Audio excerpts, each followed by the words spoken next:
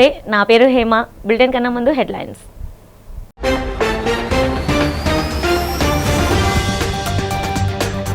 విజయవాడలో అత్యంత ఘనంగా ప్రారంభమైన హస్తకళ మహోత్సవం. ఉత్సవాన్ని ప్రారంభించిన ఉప ముఖ్యమంత్రి పవన్ కళ్యాణ్.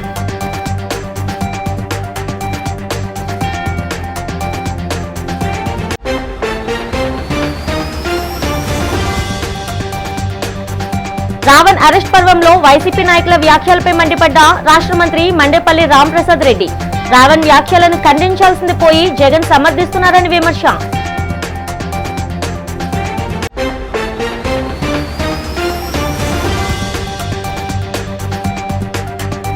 సముద్ర ప్రమాదంలో గల్లంతైన మత్స్యకారులను కాపాడడంలో కేంద్ర రాష్ట్ర ప్రభుత్వాలు విఫలమయ్యాయన్న వైసీపీ నేత కేకే రాజు.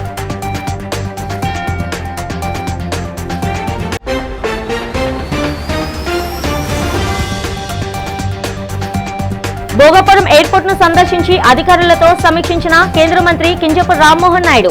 ఉత్తరాంధ్ర వాసుల చిరకాల స్వప్నం నిజమైందని వెల్లడి. ఏపీ హస్తకళలను లోకల్ టు గ్లోబల్ లక్ష్యంతో ప్రపంచ నలుమూలలకు తీసుకువెళ్తామని డిప్యూటీ సీఎం పవన్ కళ్యాణ్ స్పష్టం చేశారు. విజయవాడలో జరిగిన ఏపీ హస్తకళల మహోత్సవంలో ఆయన మాట్లాడుతూ, ఒక జాతి గొప్పతనం నిర్మించిన భవనాల్లో కాదు, కళాకారుల ప్రతిభలోనే కనిపిస్తుందన్నారు. రాష్ట్రంలోని 2 లక్షల మందికి పైగా ఉన్న హస్తకళాకారుల సంక్షేమం కోసం వారికి ఉచిత ఆరోగ్య పరీక్షలు, వారి పిల్లల చదువుకు ఏర్పాటు చేస్తామని హామీ ఇచ్చారు. గ్లోబల్ మార్కెట్తో అనుసంధానం చేస్తూ హస్తకళల రంగానికి కొత్త దశను తీసుకొస్తామని, పర్యావరణ పరిరక్షణను దృష్టిలో ఉంచుకొని వ్యర్థాల నుంచి కూడా వస్తువుల తయారీని ప్రోత్సహిస్తామని పవన్ కళ్యాణ్ పేర్కొన్నారు.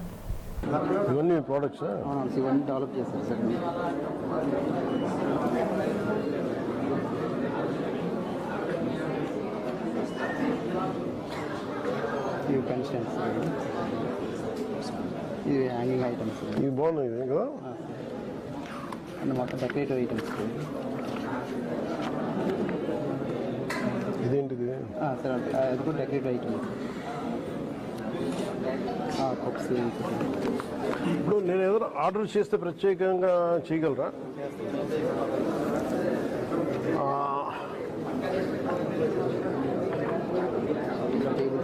అంటే మీకైనా కల్చరల్ రెస్ట్రిక్షన్స్ ఉన్నాయా? మీకు సాంస్కృతిక రెస్ట్రిక్షన్స్ ఉన్నాయా? అంటే కల్చరల్ అంటే రాష్ట్రంలో జరుగుతున్న సంక్షేమ పాలన చూసి ఓర్వలేక గొడ్డలిపాటి ఉద్దేశపూర్వకంగా రోజు ఏదో ఒక కార్యక్రమం తీసుకొని ప్రభుత్వంపై బురద జల్లే ప్రయత్నం చేస్తుందని రాష్ట్ర మంత్రి మండిపల్లి రాంప్రసాద్ రెడ్డి మండిపడ్డారు.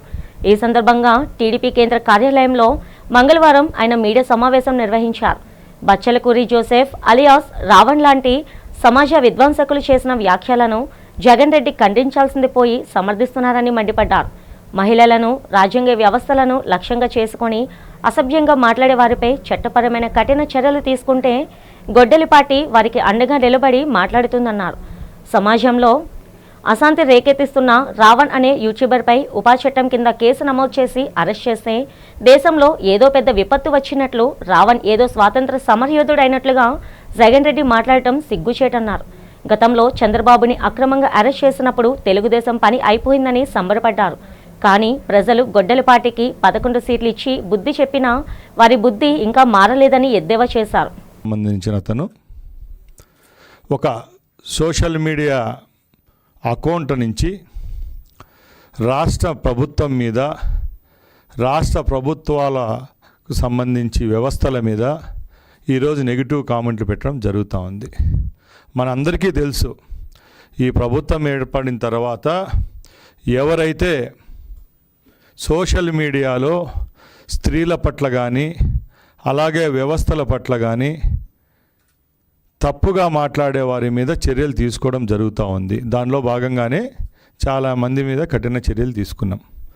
దానిలో భాగంగానే ఈ రావణ్ అనే ఎవరైతే యూట్యూబర్ ఉన్నాడో అతని మీద యూఏపీఏ చట్టం కింద కేసు నమోదు చేయడం జరిగింది. ఇది విదితమే, రోజు మనం మీడియాలో చూస్తూ ఉన్నాం. దీని మీద కూడా వైసీపీకి సంబంధించిన నాయకులు ఇది పెద్ద దేశ సమస్య కట్టు చూపిస్తూ ఇతనేదో పెద్ద మహానుభావుడు, స్వాతంత్ర ఉద్యమంలో పాల్గొన్నవాడు విధంగా ఆయన చిత్రీకరించడం చాలా హాస్యాస్పదం. ఎందుకంటే ఈ రాష్ట్రం అనేదానికి ఒక బ్రాండ్ ఉంది. గత 5 సంవత్సరాల్లో రాష్ట్రానికి మబ్బులు పడితే ఇప్పుడిప్పుడే ఆ మబ్బులు విరుగుడైతూ రాష్ట్రానికి పెట్టుబడులు వస్తూ ఉన్నాయి. ఒక పక్కల చంద్రబాబు గారి నాయకత్వంలో ఇవన్నీ జరుగుతూ ఉంటే, ఒక పక్కల జగన్మోహన్ రెడ్డి గారి నాయకత్వంలో ఇంకో పని చెడగొట్టే ప్రయత్నమే ఇలాంటి రావణులు, రావణాసురులు. ఆర్టీసీని ప్రైవేటీకరించే నిర్ణయాన్ని చంద్రబాబు ప్రభుత్వం వెంటనే ఉపసంహరించుకోవాలని వైఎస్ఆర్ ట్రేడ్ యూనియన్ రాష్ట్ర అధ్యక్షుడు పూనూరు గౌతమ్ రెడ్డి డిమాండ్ చేశారు. తాడేపల్లిలోని వైఎస్ఆర్సీపీ కేంద్ర కార్యాలయంలో జరిగిన మీడియా సమావేశంలో ఆయన మాట్లాడారు. కూటమి ప్రభుత్వం ఎలక్ట్రిక్ బస్సుల పేరుతో ఆర్టీసీని దశల వారీగా ప్రైవేటీకరణ చేస్తూ ప్రజలపై భారం మోపాలని చూస్తుందని మండిపడ్డారు. 12 డిపోల్లో 700 ఎలక్ట్రిక్ బస్సులు, మరో 1450 బస్సులను ప్రైవేట్ సంస్థలకు అప్పగించే కుట్ర జరుగుతుందని ఆరోపించారు. ప్రభుత్వ ఆస్తులను కార్పొరేట్ సంస్థలకు కట్టబెట్టడం వల్ల ఉద్యోగుల భవిష్యత్తు అంధకారం అవడమే కాకుండా టికెట్ ఛార్జీల భారం విపరీతంగా పెరుగుతుందని ఆందోళన వ్యక్తం చేశారు. గత వైఎస్ జగన్మోహన్ రెడ్డి హయాంలో ఆర్టీసీని ప్రభుత్వంలో విలీనం చేసి సంస్థను బలోపేతం చేస్తే ప్రస్తుతం ప్రభుత్వం ఉద్దేశపూర్వకంగా నిర్వీర్యం చేస్తుందని విమర్శించారు. ప్రైవేటీకరణ వల్ల గ్రామీణ రూట్లు దెబ్బతింటున్నాయని, ప్రజా ఆస్తులను కాపాడేందుకు ప్రభుత్వం వెంటనే ఉద్యోగ సంఘాలతో బహిరంగ చర్చలు జరపాలని డిమాండ్ చేశారు. 1459 బస్సులు కొనుగోలు చేయడానికి 2023లో ఇచ్చారే. అత్త సొమ్ము అల్లుడు దానం చేసినట్లుగా జగన్మోహన్ రెడ్డి గారు తీసుకొచ్చినటువంటి బస్సులన్నింటినీ 2025లో ఈయన నేను కొనుక్కొచ్చాననేటువంటి పద్ధతిలో మాట్లాడుతున్నాడు. ఇది ఎంతవరకు సబబండి నాకు అడుగుతున్నా. ఈయన ఆ రోజునేమో జగన్మోహన్ రెడ్డి గారు ఈ సంస్థను ఆదుకోవటం అనేటువంటి జరిగింది. ఇవాళ దీనినేమో అప్పులు ఊబిలోకి తీసుకెళ్లిపోవటం అనేటువంటి జరుగుతూ ఉంది. కొత్తగా ఆయన ఒకటి మళ్ళా ఇవాళ చెప్తా ఉన్నారు, స్త్రీశక్తి పథకం అని పెట్టారు. బానే ఉంది, అది కావాల్సిందే. 16 రూట్లలో 16 సర్వీసులన్నింటినీ కూడా ఇస్తామని చెప్పారు. కానీ తీరా వచ్చేప్పటికి 5 సర్వీసులు మాత్రమే ఇవ్వటం జరుగుతూ ఉంది. దీనిలో 25 లక్షల మంది ప్రజానీకం ప్రయాణం చేస్తా ఉన్నారు ఈ రోజున. గతంలో అంటే 60 నుంచి 65% మాత్రమే ప్రజానీకం ఆ బస్సులు వాడుకునేవి. కానీ ఇవాళ 92 to 98% ఆ బస్సుల్ని వినియోగించుకోవడం జరుగుతూ ఉంది. ఈ నెలకొచ్చేపటికి ఖర్చు 250 నుంచి 260 కోట్లు. వాళ్ళు నువ్వు ఇచ్చేదంతా 150 నుంచి 160 కోట్లు ప్రతి నెల ఇస్తున్నావు. అంటే ఇక్కడే 100 కోట్లు బకాయి పెట్టావు. అది డైరెక్ట్ గా సంవత్సరానికి వచ్చేప్పటికి ఆటోమేటిక్ గా ఎన్ని రకాలుగా ఎన్ని వందల కోట్ల రూపాయలు అయిపోతుంది మనందరికీ తెలిసిందే కదా. మరి ఎటువంటప్పుడు నువ్వు ఇక్కడ దీన్ని తీసుకునేటువంటి ఈ చర్యల్లో భాగంగానే అప్పుల్లోకి తీసుకురావడానికి ఈ సంస్థని ఒక ప్రణాళికాబద్ధంగా తీసుకురావడం అనేది జరుగుతోంది. ఇవాళ ఎలక్ట్రికల్ బస్సులు తీసుకొస్తున్నా అని చెప్పావు, మంచిదే. అది ఎలక్ట్రికల్ బస్సులు రావటం మంచిదే, తిరగటం మంచిదే, ఖర్చు తగ్గుతుంది, బానే ఉంది. కానీ ఇవాళ ఖర్చు తగ్గిస్తున్నావా, ఖర్చు పెంచుతున్నావా? సినీ నటుడు ప్రకాష్ రాజ్పై బీజేపీ సీనియర్ నాయకుడు విష్ణువర్ధన్ రెడ్డి అనంతపురం జిల్లా కదిరి పోలీస్ స్టేషన్లో ఫిర్యాదు చేశారు. అనంతరం ఆయన మీడియాతో మాట్లాడుతూ ప్రకాష్ రాజ్ సామాజిక మాధ్యమాల ద్వారా హిందువులు, శ్రీరాముడు దేవాలయాలపై నిరంతరం వివాదాస్పద వ్యాఖ్యలు చేస్తూ కులమత విద్వేషాలను రెచ్చగొడుతున్నారని ఆరోపించారు. దేశ ప్రధానమంత్రి నరేంద్ర మోదీ, ఏపీ ముఖ్యమంత్రి నారా చంద్రబాబు నాయుడు, ఉప ముఖ్యమంత్రి పవన్ కళ్యాణ్ను లక్ష్యంగా చేసుకుని విద్వేషపూరిత వ్యాఖ్యలు చేస్తున్నారని విమర్శించారు. హిందూ సమాజానికి, దేశ ప్రయోజనాలకు వ్యతిరేకంగా మాట్లాడుతున్న ప్రకాష్ రాజ్కు వైఎస్ఆర్ కాంగ్రెస్ పార్టీ, వైఎస్ జగన్మోహన్ రెడ్డితో పాటు సిపిఐ నేత నారాయణ, సిపిఎం నాయకత్వం మద్దతు ఇవ్వడం వారి ద్వంద్వ వైఖరిని సూచిస్తుందని విష్ణువర్ధన్ రెడ్డి మండిపడ్డారు. ఇటువంటి వ్యక్తులకు మద్దతు ఇస్తున్న సదరు పార్టీలు తమ వైఖరిని పునఃపరిశీలించుకొని హిందూ సమాజానికి, రాష్ట్ర ప్రజలకు తక్షణమే క్షమాపణ చెప్పాలని డిమాండ్ చేశారు. ప్రకాష్ రాజ్పై ఇచ్చిన ఫిర్యాదుపై పోలీసులు చట్ట ప్రకారం పూర్తిస్థాయి దర్యాప్తు జరిపి కఠిన చర్యలు తీసుకోవాలని విష్ణువర్ధన్ రెడ్డి కోరారు. కుట్ర చేయాలనేటువంటి ఒక ఉద్దేశంతో భారత ప్రధాని నరేంద్ర మోడీ గారి మీద, ముఖ్యమంత్రి చంద్రబాబు నాయుడు గారి మీద, ఉప ముఖ్యమంత్రి పవన్ కళ్యాణ్ గారి మీద ఉద్దేశపూర్వకమైనటువంటి వ్యాఖ్యలు చేయడం, రెచ్చగొట్టేటువంటి మాటలు మాట్లాడడం, అంతటితో ఆగకోకుండా ఆంధ్రప్రదేశ్లో కులాల మధ్య, మతాల మధ్య చిచ్చు పెట్టాలనేటువంటి ఒక ప్రయత్నం, కోట్ల మంది ఆరాధ్య దైవంగా ప్రేమించేటువంటి భగవాన్ శ్రీరామచంద్రుడి మీద, హిందూ ధర్మం మీద కుట్రపూరితమైనటువంటి వ్యాఖ్యలు జరుగుతున్నాయి. దీని వెనక ప్రధానంగా 4 రోజుల కింద అరెస్ట్ అయినటువంటి జోసఫ్ అనేటువంటి ఒక వ్యక్తి, అతను పెద్ద ఎత్తున ఈ రాష్ట్రం మీద కుట్రబనడం, హిందూ మతం మీద ద్వేషించడం, స్వామీజీలు సన్యాసుల మీద, దేవాలయాల మీద దాడులు చేయాలని ప్రేరేపించినటువంటి విషయంలో ఈ మధ్య అరెస్ట్ కావడం జరిగింది. పూర్తిగా ఈ జోసెఫ్ ఎవరైతే అరెస్ట్ అయ్యారో, ఈ దేశం మీద కుట్రబడినటువంటి వ్యక్తులు ఎవరైతే ఉన్నారో, దీన్ని పూర్తిగా ఈ కుట్ర వెనక ప్రకాష్ రాజ్ గారి యొక్క ఆర్థిక సహకారం, సినిమా నటుడు ప్రకాష్ రాజ్ గారి యొక్క ప్రేరణ, వారి యొక్క ఆలోచనే ఈరోజు ఆంధ్రప్రదేశ్లో ఈ రకమైనటువంటి యొక్క దాడులకు కుట్రబడినారనే విషయం స్పష్టంగా అర్థమవుతుంది. సముద్ర ప్రమాదంలో గల్లంతైన మత్స్యకారులను రక్షించడంలో కేంద్ర రాష్ట్ర ప్రభుత్వాలు ఘోరంగా విఫలమయ్యాయని విశాఖ జిల్లా వైసీపీ అధ్యక్షులు కేకే రాజు మండిపడ్డారు. ఈ సందర్భంగా మద్దిలపాలెంలోని వైసీపీ కార్యాలయంలో జరిగిన మీడియా సమావేశంలో ఆయన మాట్లాడారు. ఈ నెల 4న చేపల వేట ముగించుకొని విశాఖ షిప్పింగ్ హార్బర్కు మత్స్యకారులు బోటుపై తిరిగి వస్తున్నారని చెప్పారు. మధ్యాహ్నం 2:30 గంటల సమయంలో పెద్ద అల తాకిడికి బోటు తిరగబడిందని తెలిపారు. ఆ సమయంలో బోట్లో విజయనగరం జిల్లాకు చెందిన 7 మత్స్యకారులు ఉన్నారని చెప్పారు. ఒక మత్స్యకారుడు చైనా నౌక సహాయంతో మృత్యుంజయుడిగా బయటపడ్డారని చెప్పారు. గల్లంతైన 6 మత్స్యకారులకు సకాలంలో రెస్క్యూ ఆపరేషన్ నిర్వహించడంలో కేంద్ర రాష్ట్ర ప్రభుత్వాలు విఫలమయ్యాయని ధ్వజమెత్తారు. మత్స్యకారులకు సకాలంలో సహాయ చర్యలు అందకపోవడం వలన 6 గల్లంతయ్యారని వాపోయారు. గల్లంతైన మత్స్యకార కుటుంబాలకు ప్రభుత్వం తగిన భరోసా ఇవ్వాలని డిమాండ్ చేశారు.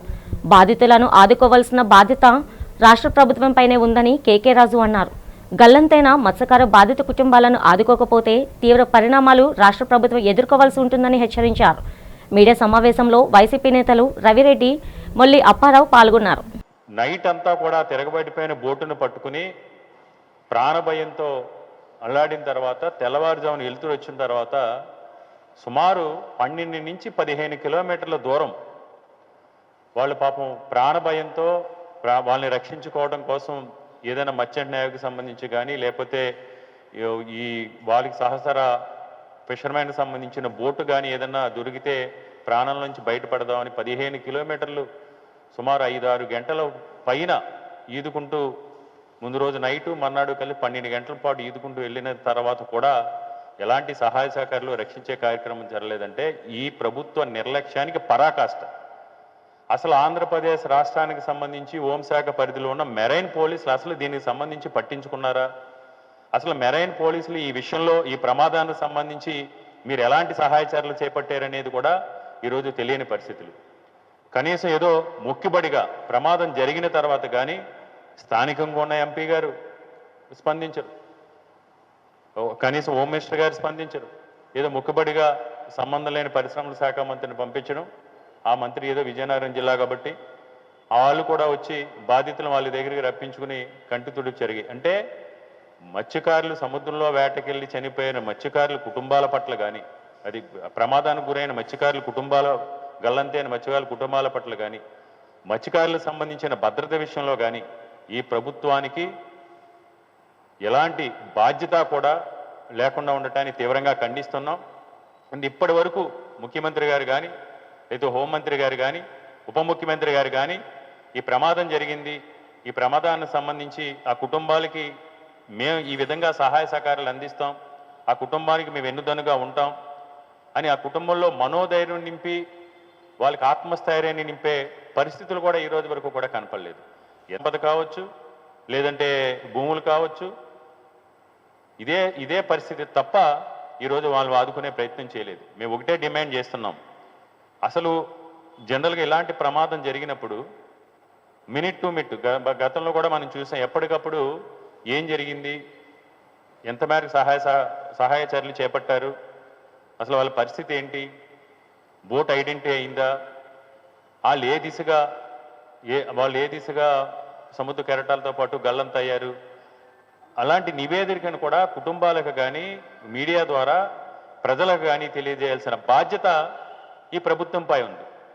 విశాఖ తీరంలో జరిగిన ఘోర బోటు ప్రమాదం నుండి ప్రాణాలతో బయటపడి ప్రస్తుతం నగరంలోని కిమ్స్ ఐకాన్ ఆసుపత్రిలో చికిత్స పొందుతున్న మత్స్యకారుడు కారి చిన్నాను మత్స్యశాఖ కమిషనర్ రమాశంకర్ నాయక్ మంగళవారం పరామర్శించారు. ఆసుపత్రికి చేరుకున్న కమిషనర్ చిన్న ఆరోగ్య పరిస్థితిని వైద్యులను అడిగి తెలుసుకున్నారు. అనంతరం బాధితుడు బెడ్ వద్దకు వెళ్లి ఆయనను ఓదారుస్తూ ధైర్యం చెప్పారు. సముద్రంలో ప్రమాదం అసలు ఎలా జరిగింది, బోటు మునిగిపోయిన తర్వాత ఏం జరిగింది అనే విపులమైన వివరాలను కమిషనర్ రమాశంకర్ నాయక్ బాధితుడిని అడిగి తెలుసుకున్నారు. ఆ భయానక క్షణాలను, తాము పడ్డ ఇబ్బందులను చిన్న కమిషనర్కు వివరించారు. ప్రమాదంలో తీవ్ర దిగ్భ్రాంతికి గురైన బాధితుడికి పండ్లు అందజేసిన కమిషనర్ ఐధైర్యపడవద్దని, ప్రభుత్వం అన్ని విధాలుగా అండగా నిలుస్తుందని భరోసా ఇచ్చారు. అలాగే మెరుగైన వైద్య సేవలు అందించాలని ఆసుపత్రి వర్గాలను ఆదేశించారు. ఈ పరామర్శ కార్యక్రమంలో మత్స్యశాఖ కమిషనర్తో పాటు ఆ శాఖ స్థానిక డిప్యూటీ డైరెక్టర్ ఎల్బిఎస్ వర్ధన్, ముక్క మత్స్యకార సొసైటీ ప్రెసిడెంట్, అలాగే పలువురు స్థానిక అధికారులు, సిబ్బంది పాల్గొన్నారు.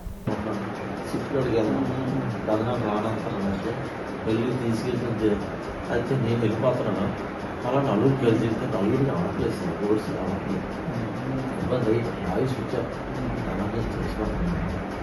అయితే నన్నే నాకే కాబట్టి మీరే ఉన్నాను. అయితే నేను వెళ్ళాక ముందు ఆ చిప్పు యాంకర్ పట్టుకుని నేను వచ్చాను అన్నాను. ఎప్పుడైతే యాంకర్ పట్టుకుని చిప్పు వచ్చాక అనగానే ఈ ఏడు ఇంకా రాదు, బాగా అది దగ్గరికి వెళ్ళాను, ఇంకా రాకంటున్నాను సార్. నాకు చాలా లోపల ఈ ఒడిసి ఈడ్చిపోతుంది. అరే బాబు ఒడిసినప్పుడు బాబు నాయకులు అర్జెంటుగా 50% మందులు చచ్చిపోతామని. విశాఖ 36వ వార్డ్ రంగరేజ్ వీధిలో ఎంఆర్పీఎస్ 32వ ఆర్బీఓ దినోత్సవం, మందకృష్ణ మాదిగ జన్మదిన వేడుకలు ఘనంగా జరిగాయి. ఎంఎస్పీ మహిళా విభాగం ఆధ్వర్యంలో జరిగిన ఈ కార్యక్రమంలో ఎంఆర్పీఎస్ రాష్ట్ర ప్రధాన కార్యదర్శి పేరి ఎలిషా మాదిగ, స్థానిక నాయకులు పాల్గొని జెండా ఆవిష్కరించారు. ఈ సందర్భంగా నాయకులు మాట్లాడుతూ 1994 జూలై 7న ప్రారంభమైన ఎంఆర్పీఎస్ ఉద్యమం ఎస్పీ రిజర్వేషన్ల వర్గీకరణతో పాటు సమాజంలోని బడుగు బలహీన వర్గాల హక్కుల కోసం నిరంతరం పోరాడుతుందని పేర్కొన్నారు. మందకృష్ణ మాదిగ చేసిన వివిధ ఉద్యమాల ఫలితంగానే తెలుగు రాష్ట్రాల్లో పేదలకు ఉచిత వైద్యం అందించే ఆరోగ్యశ్రీ పథకం, వికలాంగులకు భారీ పెన్షన్లు, ఉచిత బస్ ప్రయాణ సదుపాయం, రేషన్ కార్డుదారులకు తలకు 5 కేజీల బియ్యం, అలాగే వృద్ధులు, వితంతువులకు పెన్షన్లు అందుతున్నాయని కొనియాడారు. ఎస్సీలోని 59 ఉపకులాలకు జనాభా ప్రాతిపదికన అన్ని రంగాల్లో సమానత్వం తేవడమే ఆయన లక్ష్యమని, ఇటీవల కూటమి ప్రభుత్వ విజయానికి నరేంద్ర మోదీ నాయకత్వానికి ఆయన అందించిన మద్దతు ఎంతో కీలకమైనదని స్పష్టం చేశారు. ఈ వేడుకల్లో మహిళా అధ్యక్షురాలు కడితి రమణమ్మ, శివయ్య, కాదర్లక్ష్మి, ఓదూరు చిన్న తదితరులు పాల్గొన్నారు. ఈరోజు మన కృష్ణన్న మాదిక మందకృష్ణ గారు కృష్ణన్న బర్త్డే పుట్టినరోజు సందర్భంగా మరి పార్టీ 32 సంవత్సరాలు ఆవిర్భవించిన రోజు కాబట్టి ఈరోజు మేము మహిళలందరూ కలిసి మా యొక్క 36వ వార్డు, మా యొక్క ఎస్సీ కాలనీ రంగరేజ్ వీధి తరపున, మా 36వ వార్డు తరపున ఈరోజు కార్యక్రమం అనేది 7వ తారీఖు కాబట్టి ఆయన పుట్టినరోజు జ్ఞాపకం చేసుకుంటూ మరి ఈరోజు ఆయన్ని జెండా కార్యక్రమం చేయడం కూడా జరిగింది.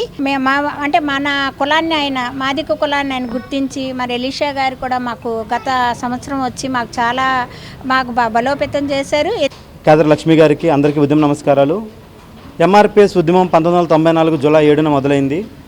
ఉద్యమ నేపథ్యం ప్రధాన ఎజెండా ఎస్సీ రిజర్వేషన్ వర్గీకరణ అయినప్పటికీ కూడా ఈ 30 సంవత్సరాల మందకృష్ణ మాదిగ గారి పోరాటంలో ఒక పక్క ప్రధాన ఎజెండా అయినటువంటి రిజర్వేషన్ల వర్గీకరణ కోసం పోరాడుతూనే మరోపక్క ఈ సమాజంలో ఉండబడేటువంటి అన్ని బడుగు బలహీన వర్గాల కోసం పోరాటాలు చేసి సాధించినటువంటి ఘనత పద్మశ్రీ మందకృష్ణ మాదిగ గారికి ఉంది. అనడానికి నిదర్శనాలు చాలా ఉన్నాయి. 2004లో ఆయన చేసినటువంటి గుండె జబ్బుల పిల్లల ఉద్యమం పోరాటం ఫలితంగా ఈరోజు ఆంధ్రప్రదేశ్లో, తెలంగాణలో అందరికీ కూడా ఆరోగ్యశ్రీ వల్ల ఖరీదైన వైద్యం జరుగుతుంది. అలాగే ఇదే విశాఖ జిల్లా వేదికగా 2007లో వికలాంగుల హక్కుల పోరాట సమితిని స్థాపించి వికలాంగులందరి కోసం కూడా ఆయన పోరాటం చేయడం వల్ల ఈరోజు వికలాంగులందరికీ కూడా భారతదేశంలో ఎక్కడ లేని విధంగా ఆంధ్రప్రదేశ్లో 6,000 రూపాయల పెన్షను, మస్కులర్ డిజార్డర్ ఉన్న వాళ్ళకి 15,000 రూపాయల పెన్షన్ వస్తుంది. సోదరీమణులు ముందున్నటువంటి సోదరీమణులందరికీ కూడా పేరు పేరున నమస్కారం. ఒక మంచి కార్యక్రమానికి నన్ను ఇన్వైట్ చేసినందుకు ఆవిడకు ప్రత్యేకమైన ధన్యవాదాలు. ఎందుకంటే మందకృష్ణ మాదిగ అనే అతను ఒక భారతదేశంలో ఒక కీలకమైన పాత్ర పోషించినటువంటి వ్యక్తి. ఒక కులానికే కాదు, ఒక ఎస్సీ కులానికి ఒకటే కాదు, సోదరులు చెప్పినట్టు బీసీ కులాలకు కూడా ఎక్కడైనా అన్యాయం జరిగితే వాళ్ళ పక్కన కూడా వెళ్ళి నించుంటారు ఆయన. హిందూ మతాన్ని, సనాతన సాంప్రదాయాన్ని విమర్శిస్తే సహించేదే లేదని ఏపీ సాధు పరిషత్ అధ్యక్షులు ఆనందశ్రమ పీఠాధిపతి శ్రీనివాస్ ఆనంద్ సరస్వతి స్వామి హెచ్చరించారు. విజేఎఫ్ ప్రెస్ క్లబ్లో జరిగిన మీడియా సమావేశంలో ఆయన మాట్లాడారు. హిందూ వ్యతిరేక వ్యాఖ్యలు చేసిన జోసఫ్ అలియాస్ రావణ్ని అరెస్ట్ చేయడాన్ని సమర్థించారు. రావణ్ జే శ్రావణ్ కుమార్ హిందూ మతాన్ని కించపరుస్తూ హిందువుల మనోభావాలను దెబ్బతీసే విధంగా మాట్లాడడంపై ఆగ్రహం వ్యక్తం చేశారు. మన దేశంలో ఎవరైనా ఏ మతమైనా తీసుకోవచ్చు, కానీ ఇతర మతాలను కించపరిచే హక్కు ఎవరికీ లేదన్నారు. జడ శ్రవణ్ కుమార్ రావణ్లో శ్రీరాముడు సీతాదేవిపై చేసిన వ్యాఖ్యలను ఖండించారు. దేశంలోని ఏ మఠాధిపతులు ఇతర మతాలను ఎక్కడ కించపరచలేదన్న విషయాన్ని గుర్తు చేశారు. క్రైస్తవ మతం స్వీకరించిన శ్రావణ్ కుమార్ రావణ్లో హిందూ సనాతన ధర్మంపై దాడి చేయడం ఏమిటని ప్రశ్నించారు. అలాంటి మూర్ఖులకు కొన్ని పార్టీల నాయకులు, కొన్ని సంఘాల నేతలు వత్తాసు పలుకుతూ మాట్లాడటం సిగ్గులేదా అని ప్రశ్నించారు. హిందువులను కించపరిచిన వారిని ప్రభుత్వం కఠినంగా శిక్షించాలని శ్రీనివాసానంద సరస్వతి స్వామి డిమాండ్ చేశారు. ఎవరైతే సనాతన హిందువులైన ఎస్సీలు ఎస్టీలు ఉన్నారో వాళ్ళకి న్యాయంగా రావాల్సిన రిజర్వేషన్ని మేము లాక్కుంటామని చెప్పి బహిరంగ సభలు పెట్టి చెప్తున్నారు. మాకు వాటా ఇవ్వాల్సిందే అని డిమాండ్ చేస్తున్నారు. సుప్రీంకోర్టు తీర్పుల్ని పట్టించుకోవట్లేదు. ఢిల్లీకి వెళ్ళి ఎస్సీ కమిషన్, బాలకిషన్ కమిషన్ దగ్గరికి వెళ్ళి వీళ్ళు రిప్రజెంటేషన్లు ఇస్తున్నారు. మేము ఆంధ్రప్రదేశ్లో ఎవరైతే ఎస్సీలు ఉన్నారో ఎస్టీలు ఉన్నారో వాళ్ళ రిజర్వేషన్లు మేము కూడా లాక్కుంటాం, మేము క్రైస్తవులు అయినా కూడా మేము లాక్కుంటాం, మీరు మాకు అనుమతి ఇవ్వండి, మీరు చట్టాలని మార్చండి, మాకు ముద్రేసి ఇవ్వండి అని చెప్పి బాలకృష్ణ కమిషన్ వెళ్ళి వీళ్ళు అడుగుతున్నారు. ప్రపంచానికి గురుతుల్యమైనటువంటి స్థితి భారత జాతీయులదే అని గొప్పగా పొగుడుతున్నారు. ఈరోజు ప్రపంచంలో ఉండేటటువంటి గొప్ప గొప్ప CEOs అందరూ కూడా భారతీయులు, ముఖ్యంగా హిందువులే. ఇటువంటి సందర్భంలో హిందువులు ఆరాధ్య దైవమైనటువంటి రాముణ్ణి, సీతామహాతల్లిని, మన గ్రంథాలని కూడా అగౌరవంగా దుర్భాషలాడుతూ ఎవరైతే ఈ జడా శ్రవణ్ కుమారు, ఈయనొక జరాసంధుడు ఈ జడా శ్రవణ్ కుమార్గా వచ్చాడని, అలాగే రావణుడు సంహరించి మహిళల్ని బలాత్కరించి ఎత్తుకెళ్ళిపోతున్న రావణుడు మళ్ళీ ఈ జోసఫ్ రావణ్గా వచ్చాడని హిందూ సమాజం అంతా కూడా భయపడుతున్నటువంటి సమయంలో ఇష్టానుసారంగా మాట్లాడడం అనేది దీన్ని తీవ్రంగా మేము ఖండిస్తూ ఉన్నాం. ఉత్తరాంధ్ర ప్రజల చిరకాల స్వప్నమైన భోగాపురం అంతర్జాతీయ విమానాశ్రయ నిర్మాణ పనులను కేంద్ర పౌర విమానయాన శాఖ మంత్రి కింజరాపు రామ్మోహన్ నాయుడు మంగళవారం క్షేత్రస్థాయిలో పరిశీలించారు. ఉదయం నుంచే ఎయిర్పోర్ట్ ప్రాంగణంలో ఉన్నతాధికారులతో ప్రత్యేక సమీక్ష సమావేశం నిర్వహించిన మంత్రి రన్వే, టెర్మినల్ బిల్డింగ్ పనుల పురోగతిని, కాలపరిమితిని ప్రెజెంటేషన్ల ద్వారా అడిగి తెలుసుకున్నారు.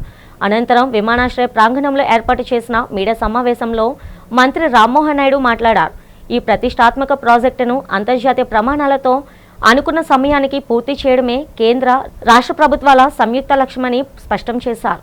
పనుల వేగాన్ని మరింత పెంచాలని అధికారులను, నిర్మాణ సంస్థను ఆదేశించామని, ఎలాంటి సాంకేతిక పరిపాలనపరమైన అడ్డంకులు ఉన్నా కేంద్ర పౌర విమానయాన శాఖ తరపున తక్షణమే పరిష్కరిస్తామని హామీ ఇచ్చారు.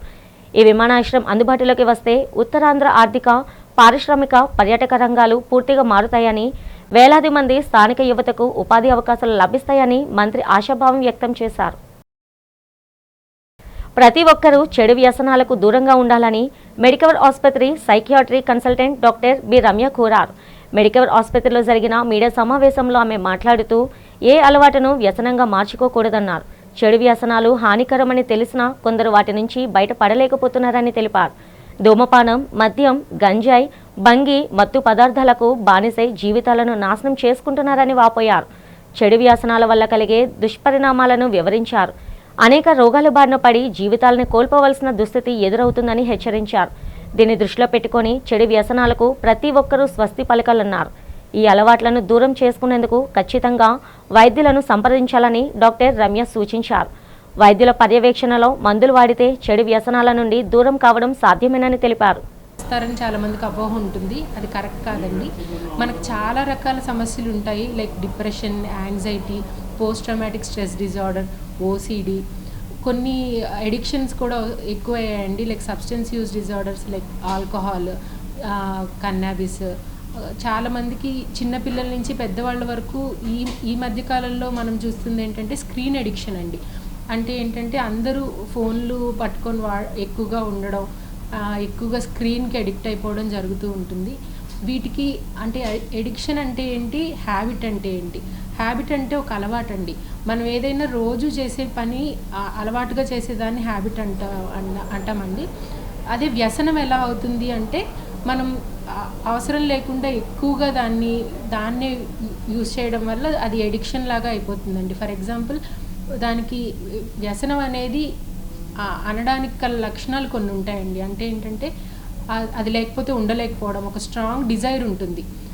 అంటే అది లేకపోతే నేను ఏ పని చేయలేను అనే దానికి వెళ్ళిపోతూ ఉంటారు. చాలామందికి ఏంటంటే దాన్ని దూరం చేయడం వల్ల కొన్ని లక్షణాలు వస్తాయి, విత్డ్రావల్ సిమ్టమ్స్ అని అంటారు. అంటే కోపం రావడము, నిద్ర పట్టకపోవడము, ఆకలి లేకపోవడము, ఎక్కువగా కంగారు పడిపోతూ ఉండడము, ఎక్కువగా చెమటలు పట్టేయడము, కొంతమందికి పరాకు మాటలు కూడా వచ్చేస్తూ ఉంటాయి. వీటిని విత్డ్రావల్ సిమ్టమ్స్ అంటారు. కొన్నిసార్లు ఆల్కహాల్ అనే సబ్స్టెన్స్ని మనం అంతకుముందు తక్కువ యూటిలైజ్ చేసి ఇప్పుడు అదే ఆ అమౌంట్ అనేది సరిపోదు, ఎందుకంటే టాలరెన్స్ పెరిగిపోతూ ఉంటుంది. ఒంగోలులో నాయి బ్రాహ్మణ కులవృత్తిదారుడు గరిటపల్లి మహేంద్ర ఘోర హత్య నిరసిస్తూ విశాఖ జిల్లా కలెక్టర్ కార్యాలయంలో వినతి పత్రం సమర్పించారు. విశాఖ జిల్లా తెలుగుదేశం పార్టీ నాయి బ్రాహ్మణ బీసీ సాధికారక సమితి నాయి బ్రాహ్మణ సేవా సంఘం ఆధ్వర్యంలో జిల్లా అధ్యక్షుడు దేవగుప్తా రమేష్ నేతృత్వంలో ప్రతినిధులు కలెక్టర్ను కలిసి న్యాయం చేయాలని కోరారు. ఈ నెల 2వ తేదీన ఒంగోలు బస్టాండ్ సమీపంలోని సెలూన్ షాప్లో పనిచేస్తున్న మహేంద్రపై మద్యం మత్తులో వచ్చిన రామారావు అనే వ్యక్తి కత్తెరతో విచక్షణారహితంగా దాడి చేసి హత్య చేశాడని వారు కలెక్టర్ దృష్టికి తీసుకెళ్లారు. కులవృత్తుల వారిపై జరుగుతున్న దాడులను అరికట్టడానికి ఎస్సీ ఎస్టీ అట్రాసిటీ యాక్ట్ తరహాలోనే ప్రత్యేక రక్షణ చట్టాన్ని వర్తింపజేయాలని వారు డిమాండ్ చేశారు. ఈ కార్యక్రమంలో సంఘం ప్రతినిధులు ఆతవ సుబ్బారావు, వీరేశ్వరపు త్రినాథ్, చిగురువలస పోలారావు, మల్లువలస రాధాకృష్ణ, చల్లపల్లి లీలాకుమారి తదితరులు పాల్గొన్నారు. విశాఖ జిల్లా అఫీషియల్ కమిటీ మెంబర్ నాయి బ్రాహ్మణ వెల్ఫేర్ కమిటీ, దానికి జాయింట్ కలెక్టర్ గారు చైర్మన్, ఆ కమిటీకి కూడా మెంబర్ని, ఇక్కడ మా మెంబర్లు లీలాకుమారి గారు కానీ ఇంకొక 2 మెంబర్స్ కూడా ఇచ్చారు. అలాగే స్టేట్ బీసీ కులాల సమీక్ష సంక్షేమ సంఘానికి కార్యదర్శిగా వర్క్ చేస్తూ ఉన్నానండి. ముఖ్యంగా ఈరోజు తెలియజేసే విషయం ఏమనగా, బీసీల్లో అత్యంత వెనుకబడిన నాయి బ్రాహ్మణ కులం చెందిన వారు మేము క్షౌరవృత్తి చేస్తూ బతుకుతుంటాము. ఈ క్షౌరవృత్తి చేస్తున్న సందర్భంలో అన్ని కులాల వారికి, అన్ని మతాల వారికి, అన్ని వర్గాల వారికి సేవ చేస్తూ ఉంటాము. ముఖ్యంగా నిన్న 2వ తారీఖున ఒంగోలు పట్టణంలో ఒక క్షౌరశాలలో ఒక వ్యక్తి మా నాయి బ్రాహ్మణ కులస్తుడు ఉంటుండగా పూర్తిగా మద్యం సేవించి ఒక వ్యక్తి వచ్చి నాకు షేవింగ్ కటింగ్ చేయమంటే, అయ్యా మీరు మద్యం మత్తులో ఉన్నారు, మీకు ఈ సమయంలో చేయడం కొద్ది కష్టం, ఇంకోసారి ఏంటంటే ఆయన ఆగ్రహించి తిడుతూ మా వాడిని అక్కడున్న కత్తిరి తీసి పొడిచి చంపివేయడం జరిగినది. పశ్చిమ నియోజకవర్గం మల్కాపురం ప్రకాష్ నగర్లో మాదిగ రిజర్వేషన్ పోరాట సమితి ఎంఆర్పీఎస్ 32వ ఆవిర్భావ దినోత్సవం వ్యవస్థాపకులు పద్మశ్రీ మందకృష్ణ మాదిగ పుట్టినరోజు వేడుకలు ఘనంగా జరిగాయి. రామ్రామ్జీ సంక్షేమ సంఘం ఆధ్వర్యంలో జరిగిన ఈ కార్యక్రమానికి ఎంఆర్పీఎస్ రాష్ట్ర ప్రధాన కార్యదర్శి, విశాఖ జిల్లా ఇన్ఛార్జి పేరేలి ఎలిషా మాదిగ ముఖ్య అతిథిగా హాజరయ్యారు. ఈ సందర్భంగా ఆయన సంఘ కార్యాలయం వద్ద ఎంఆర్పీఎస్ జెండాను ఆవిష్కరించి మందకృష్ణ మాదిగకు పుట్టినరోజు శుభాకాంక్షలు తెలియజేశారు. ఈ సందర్భాన్ని పురస్కరించుకొని మల్కాపురం మరిడిమాంబ కళ్యాణ మండపంలో సుమారు 200 మంది వికలాంగులకు అన్నదాన కార్యక్రమం నిర్వహించారు. అనంతరం వారు మీడియాతో మాట్లాడారు. ఈ వేడుకలో పారిశ్రామిక ప్రాంతానికి చెందిన పలువురు ఎంఆర్పీఎస్ నాయకులు, కార్యకర్తలు పెద్ద సంఖ్యలో పాల్గొన్నారు. అన్ని వార్డుల్లో కూడా ఎంఆర్పీఎస్ 32వ ఆవిర్భావ దినోత్సవం సందర్భంగా మరియు పద్మశ్రీ మందకృష్ణ మాదిగ గారి పుట్టినరోజు సందర్భంగా జెండా ఆవిష్కరణ పండుగలు మరియు కేక్ కటింగ్లు జరుపుకుంటూ ఘనంగా మాదిగ జాతి మరియు ఈ సమాజంలో ఉండబడే అన్ని పేద వర్గాల ప్రజలు, దివ్యాంగులు, వృద్ధులు, వితంతువులు అందరూ కూడా పండగ వాతావరణం జరుగుతుంది. అంటే 32 సంవత్సరాల ఉద్యమంలో కృష్ణమాదిగ గారు ఎన్నో పోరాటి సాధించారు. ఆ పోరాటంలో భాగంగానే 2024 ఆగస్టు 1వ తారీఖున రిజర్వేషన్ వర్గీకరణ జరిగింది.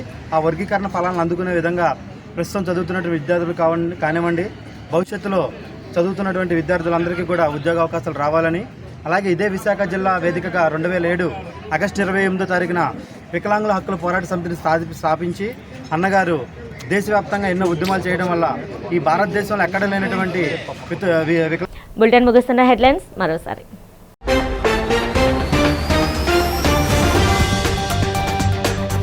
విజయవాడలో అత్యంత ఘనంగా ప్రారంభమైన హస్తకళ మహోత్సవం. ఉత్సవాన్ని ప్రారంభించిన ఉప ముఖ్యమంత్రి పవన్ కళ్యాణ్.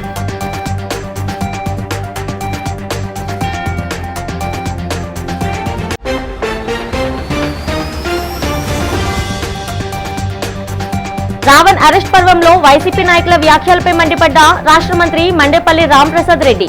రావణ్ వ్యాఖ్యలను ఖండించాల్సింది పోయి జగన్ సమర్థిస్తున్నారని విమర్శ.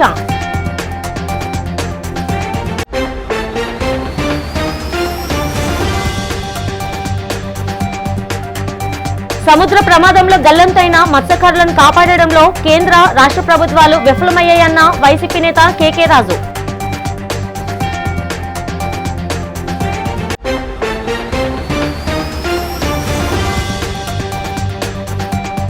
భోగాపురం ఎయిర్పోర్ట్ ను సందర్శించి అధికారులతో సమీక్షించిన కేంద్ర మంత్రి కింజపు రామ్మోహన్ నాయుడు. ఉత్తరాంధ్ర వాసుల చిరకాల స్వప్నం నిజమైందని వెల్లడి. ఈనాటి బులెటిన్ ఇంతటితో సమాప్తం. తిరిగి రేపటి బులెటిన్లో కలుసుకుందాం. అంతవరకు సెలవు. నమస్తే.